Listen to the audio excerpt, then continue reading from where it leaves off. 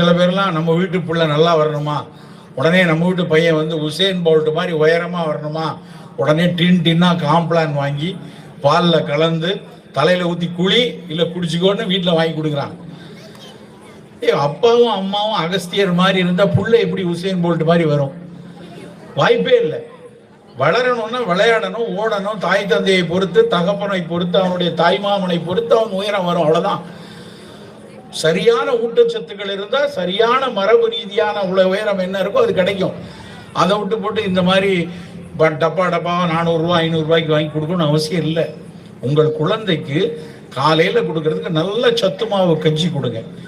குறிப்பாக கேழ்வரகு கஞ்சி. குழந்தையா இருந்தா ராகி கேழ்வரகு கஞ்சி, அதுல அவ்வளவு கால்சியம் இருக்கு, அவ்வளவு இரும்பு சத்து இருக்கு. கேழ்வரகு கிளைசமிக் இண்டெக்ஸ் கொஞ்சம் கூட, சர்க்கரையை வேகமா ரத்தத்தில் சேர்க்கக்கூடியது, கிளைசமிக் இண்டெக்ஸ் கூட. அதனாலதான் நாங்க வந்து சர்க்கரை வியாதிக்காரங்களை கேழ்வரகு கஞ்சி குடிக்காதீங்க. வளரக்கூடிய குழந்தையா, பெண் அந்த மாதிரி மாதவிடாய் சுழற்சி முடிகிற சமயத்துல இருக்காங்களா, மெலிந்து இருக்கிற பிள்ளையா, அவங்களுக்கு ராகி கஞ்சி கொடுக்கலாம்.